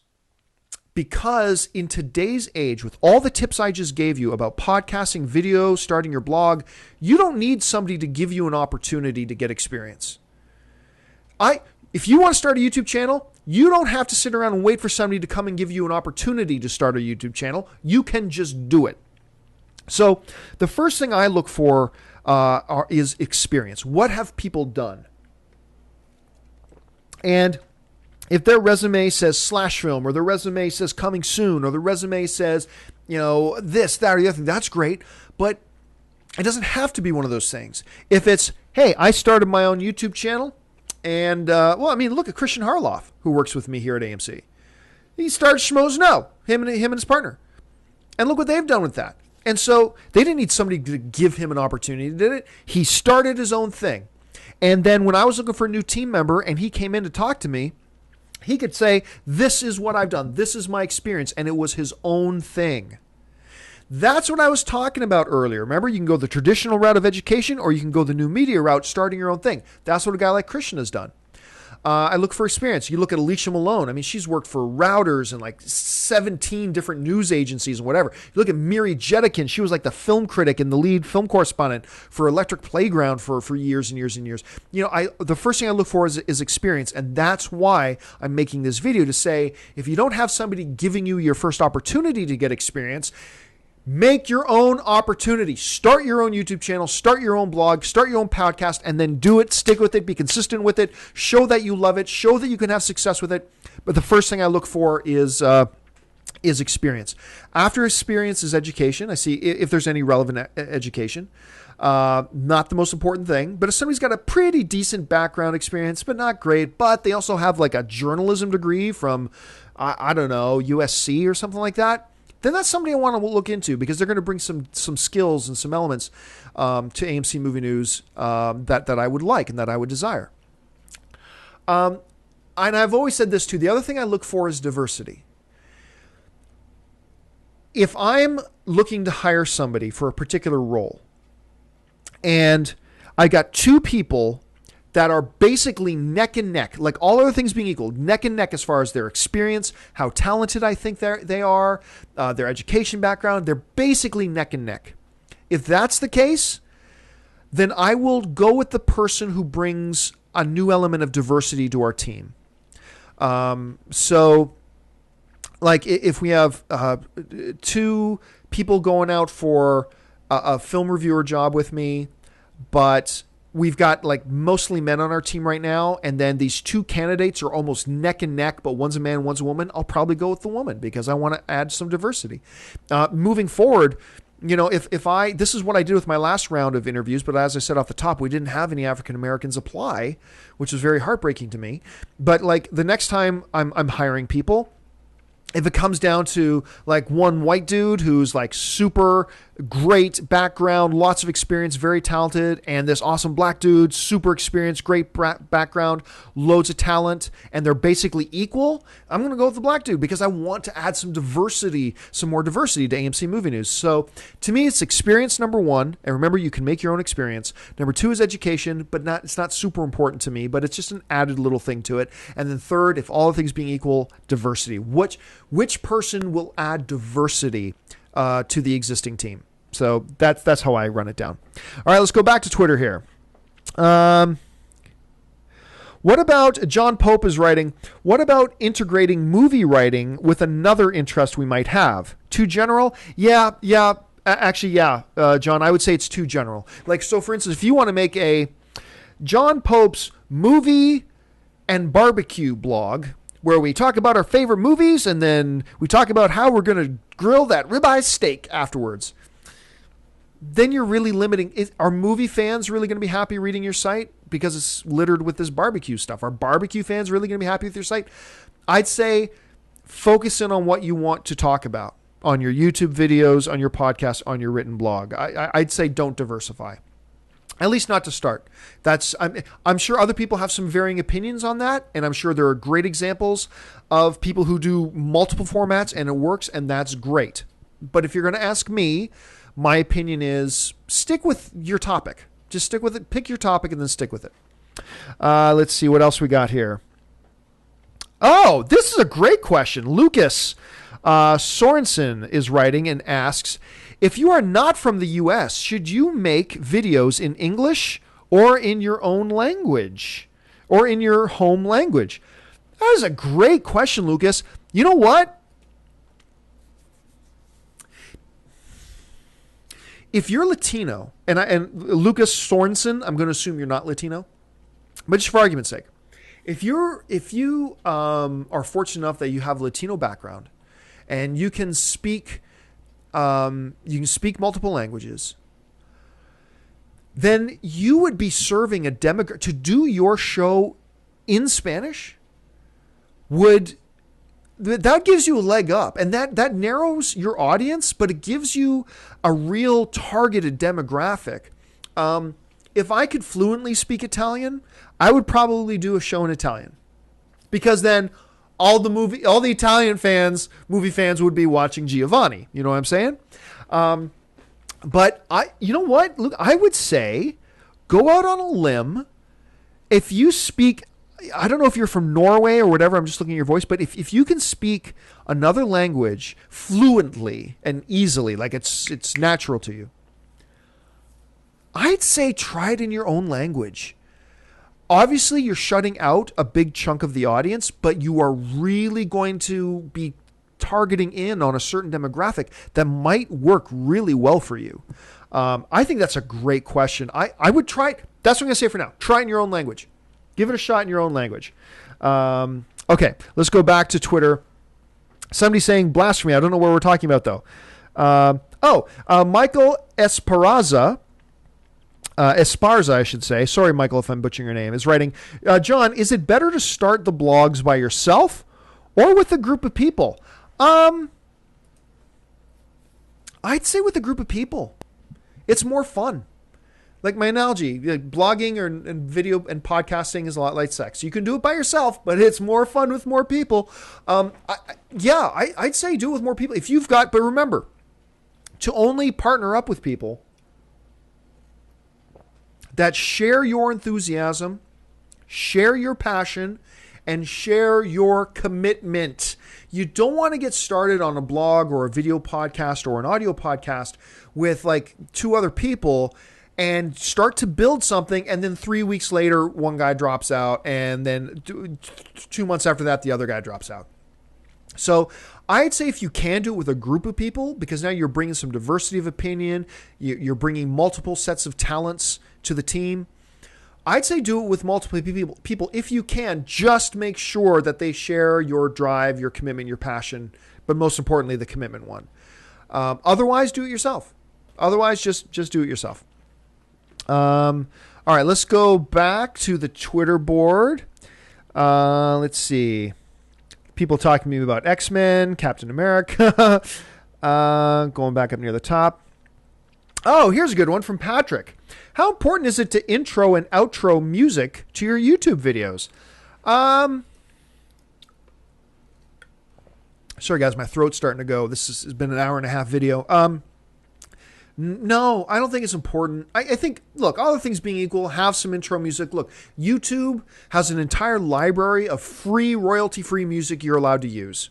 Like hundreds of pieces of music. So, yeah, use it, but don't lose any sleep over it if you don't. Ultimately, the important thing is your content, not did you have great intro music. That's not the important thing. Stay focused on what's important. Go grab a free piece of music from the YouTube library. It's no problem. It's easy. You should have some intro music, but don't lose any sleep about it if you don't. Honestly, that's what I think. Okay. Megan is retweeting my thing about liking Days of Future Past more than Captain America 2. Thank you. Hey, this is a good question from Anton Reese, who's writing. It's got a really cool Quicksilver picture there. Is a Facebook page a good place to do online journalism? You know what? Honestly, it's not bad. It's not a bad option. Using your Facebook page or a Facebook page as your outlet. Because then you can still record audio podcasts. You can still put in your YouTube videos into a Facebook page, and you can still write your articles. You just use the Notes app on YouTube or on Facebook. Facebook is not a bad option. Personally, I would still go with your own site, whether it's WordPress or Squarespace. But honestly, just using YouTube as your outlet, I have a friend of mine named Edward Masmanian. And Edward runs, I'm going to bring it up here actually here. Give me 1 second to pull this up. Edward runs a Facebook page called Marvel Movies. Let's see if I can find it here. Yeah, here it is. Okay, I'm going to bring this up. Edward runs this really great Facebook page just called Marvel Movies. And this is his outlet. This is his page. He just puts up all this Marvel news stuff, some of his own commentary, but mostly, links to everything going on. There's that great Joss Whedon picture of him holding up the Cornetto. And he has, last I checked, and he just does all the stuff about movies based on Marvel comic book characters. He's got 229,000 followers on this page, right there under where it says Marvel Movies. 229,000 followers or people who have liked this page on Facebook. And he just does it all on Facebook. So to answer your question, Reese, it is a, or Anton, I should say, it is a totally valid offer. Totally valid offer or idea, to use Facebook as your page. All right, let's go back over to Twitter. We'll take a few more here. Enigma is asking, John, how often should you have a subject matter expert on a podcast as a guest? I'd say whenever you can.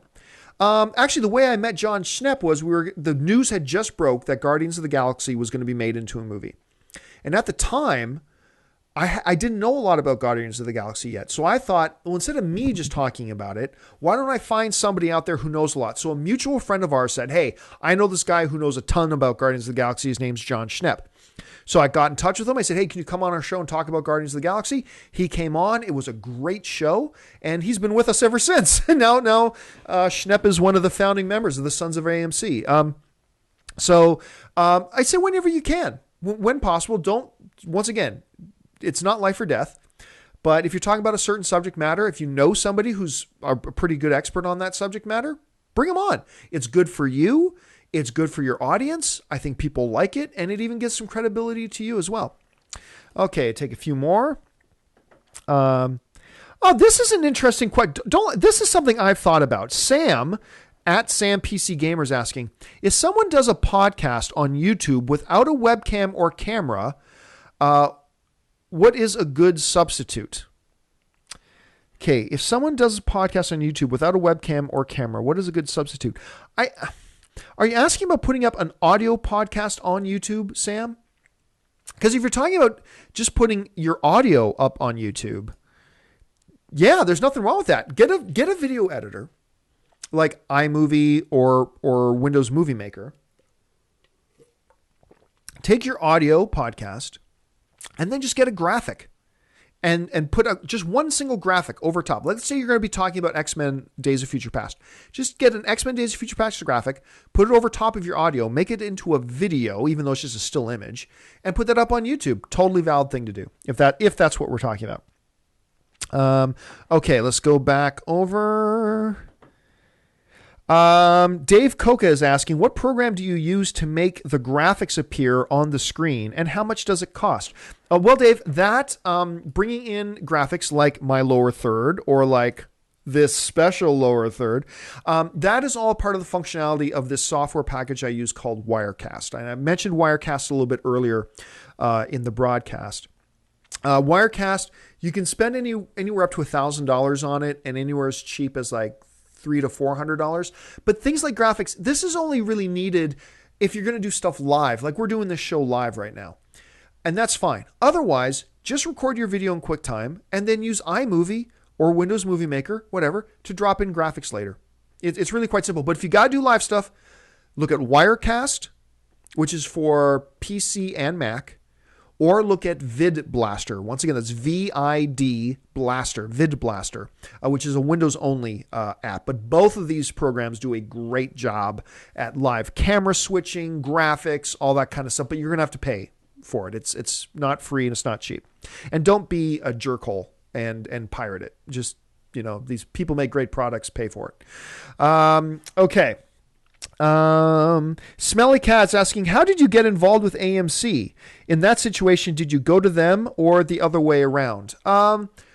They actually came to me. They recruited me. I think the guy who recruited me at AMC, I think read the article on me in Time Magazine or something. Or I don't know, maybe been following me for a while. I can't remember. It's like over 5 years ago this happened. And they just called me one day and said, hey, this is what we're setting up at AMC. We think you're the guy to run it. Would you be interested? And that's kind of how it started. And we've had people join AMC Movie Talk and Movie News the same way. Sometimes I've said I'm interviewing people and people have applied. And sometimes I've just gone to people and say, hey, I think you're super talented. Can you come be a part of this? Like Dennis Zen, our production manager. I went crawling on hand and knee to beg Dennis Zen to come and be a part of AMC Movie News because we really needed him. And I think he's just the most talented guy in the world. And so for a guy like that, I went to him. For people like Miri or Alicia, they came to us. But it doesn't really matter. But that's just how I got involved with AMC. They reached out to me a little over 5 years ago. Okay, let's go. Michael Gullick is writing, when just starting out on movie blogging, would it be wiser to start slow with 1 to 2 shows a week, or should you try daily? No. As I mentioned earlier, do not try daily right away because you're going to burn yourself out. You really will. I highly suggest if you're doing an audio, if it's audio only, once a week, do it weekly. If you're making videos, 2 a week, 1 or 2 a week. Start with that. Get your footing. Or else I know you feel like I love this. I could do it every day, but that's the energy talking. Okay. That's your adrenaline talking.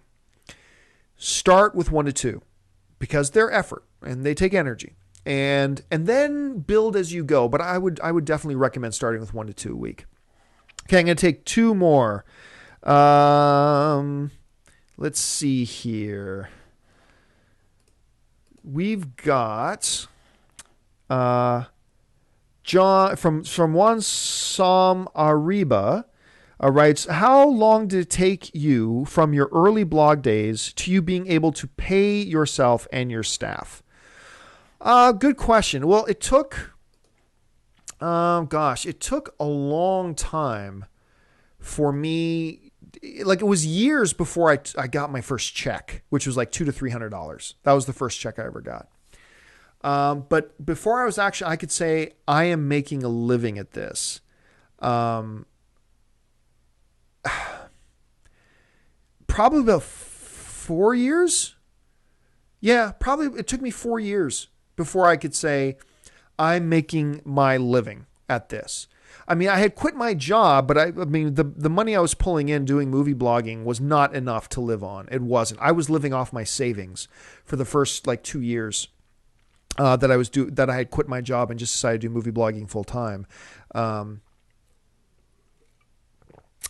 then it took a few years before it built up and grew to the point that I was making enough money that I was no longer just living off my savings. I was actually living off the money I was bringing in every month. So it took a long time. All right.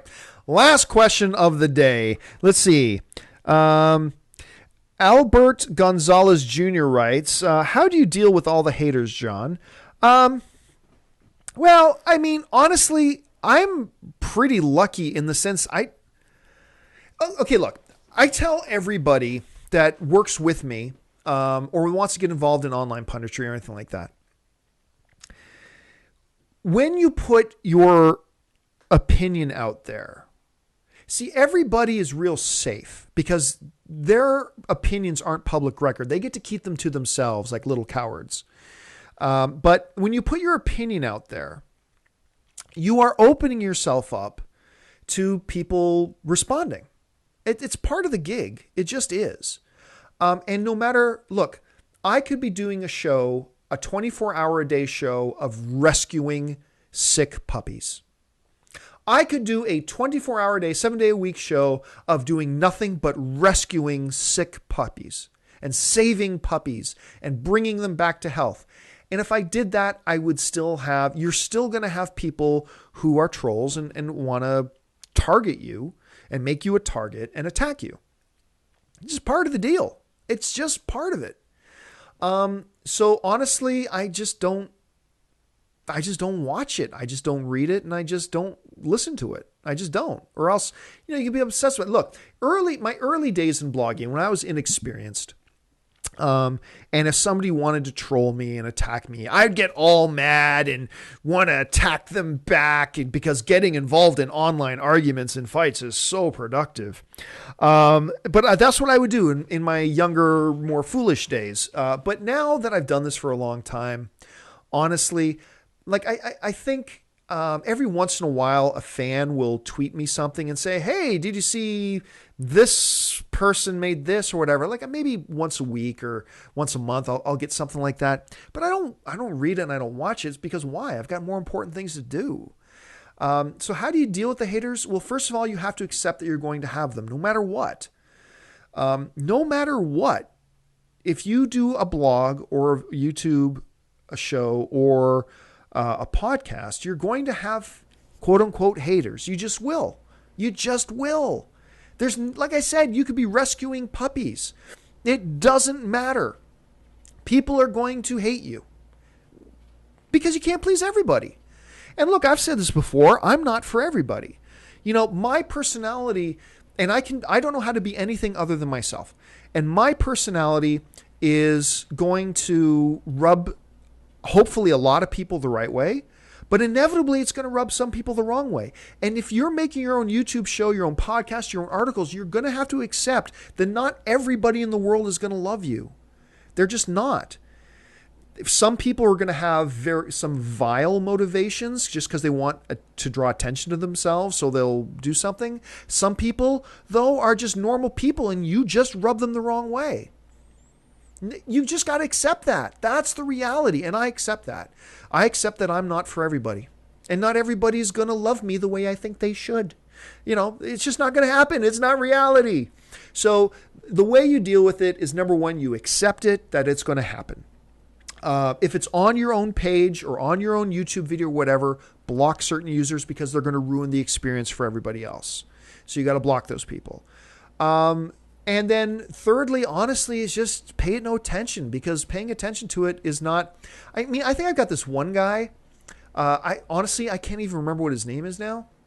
But there's one guy who I feel like once a month or once every 2 months, like writes something really mean about me or really harsh. And he tweets it to me thinking I'm going to actually look at it.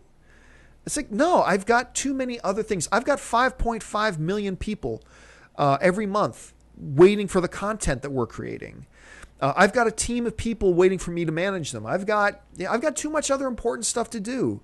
It's like, I get it. You don't like me. That's okay. I want to pat them on the head, say it's okay. Go suck on your, freezy and your popsicle, and it's all right. You're allowed to not like me. It's okay. But just ignore it. I mean, I don't watch that stuff. I don't tune in. I don't tune out. Because it's not important. Because you got to accept that no matter what, if you put up videos, if you put up podcasts, if you write articles, there are people who are going to hate you. And you just have to accept that for some of them, it's not because they're bad people. It's just because you rub them the wrong way. And that's going to happen because we're human beings. We're not for everybody. I'm not, you're not, whatever. And then outside of that, block problem users. And then outside of that, just ignore them. That's all you can do. Why waste your time? I'm not going to waste mine, and you shouldn't waste yours. So that is how I personally deal with. That's how I deal with haters and stuff like that. I'm going to take one more question because I don't want to end on a downer. But Johnny Williams writes, "Saw your rant about commercials." Oh, that's an old one, Johnny Williams. Saw your rant about commercials and wondered, how do you show your opinion without throwing people off if it's not your typical style? For those of you who don't know, I put up this video years ago about commercials. Now, I love movie trailers. I love movie trailers. I go into a movie, you can show me 20 trailers. That's fine. Because to me, I know other people don't like it, but for me, it's a part of the movie going experience. I love watching trailers. But what I cannot stand is commercials. And I know for a long time in Canada, in some Canadian movie theaters, and maybe it's not like this anymore, but the movies, it says the movie's going to start at 7 o'clock, and then at 7 o'clock they start rolling M&M commercials and feminine hygiene commercials, and then a car commercial, and then a Diet Coke commercial, and then another commercial, and then they get to the movie trailers. And that always infuriated me. Because I paid for a movie ticket and you told me the movie's starting at 7 o'clock. And it's cool if you want to show me trailers, because for me, that's a part of the movie going experience. But you just showed me 15 minutes of commercials, for heaven's sakes. And I was mad. And I made this video where I was so mad. And I'm like yelling and screaming at the camera. All this kind of stuff. I was just furious about it. But that is really me. Like, I didn't make up fake anger or fake. That's me. Will it throw some people off? Yeah, because usually you're used to seeing me on Movie Talk, and I try to speak very level-headed and try to keep a calm demeanor for the most part. Actually, some fan put together, if you look on YouTube for John Campea rants, and some fan put together this cut together edited thing of a bunch of my rants over the years. I was blushing. I was embarrassed by it, but also I was laughing myself silly. It's like, holy crap, do I really look like that? But it's funny. But look up this video for John Campea rants, and it's kind of fun. It's kind of funny. It's pretty funny. So yeah, that's how I deal with that. Just be yourself. Throw it out there. And if you're passionate about something, if you're angry about something, for whatever, just be yourself. Just do it. Just say it. Let it out, for heaven's sakes. So yeah. So anyway, guys, I hope that will wrap it up. We're getting up close to 2 hours now. We got to wrap this up. I hope you found this helpful. If you're somebody who's looking at getting involving in online punditry, I want to encourage you, do it. Try it. Whether it's audio, video, or the written word, do it because you're passionate about it. Don't expect somebody just to hand you an opportunity. Go and make your own opportunities. Create your own experience. I hope I gave you some good technical advice of how easy this really is to do if you put it together and then you're willing to put in the work. But the technical point of view is actually pretty easy. It's all the other stuff that's hard, and that's where your passion comes in. So I hope you found this useful, and I hope you found it helpful. I'm surprised how many of you guys were watching this live. I'm going to be putting this up on our YouTube channel a little bit later. If you found it helpful, share it with other people who might be thinking about getting involved with this kind of stuff. So my apologies for being so long-winded. I didn't think we would end up being 2 hours, but lo and behold, we did. Thank you guys so much. I said it before earlier in the show. Let me say it again. I have the greatest job in the world. It's ridiculously hard, but it is the greatest job in the world. I get to watch and talk about movies all day. And more importantly, I get to talk with movies with just some of the best movie fans in the world, which are you guys. And just for supporting us and watching us and everything you guys do. Thank you so much. And by all means, keep sending in questions. I'll help when I can. And maybe we'll do something like this once a year, where we'll talk about, getting involved in movie blogging part 2. Maybe we'll do that next year. And by the way, guys, if you found this helpful, and maybe it was useless, I don't know. If you found it helpful and you can think of another topic you'd like us to do a full thing on, suggest it. Maybe we'll do it again sometime. So that'll do it for me, guys. Thanks again so much. My name is John Campea. Don't forget, AMC Movie Talk starts up again tomorrow. AMC Movie Talk will be back tomorrow. We'll have me, Dennis, and Schnapp will be there. I can't remember who else is on the schedule tomorrow, but we'll find out. So thanks a lot for joining us, guys. Until tomorrow for AMC Movie Talk, my name is John Campea for AMC Movie News. And bye-bye.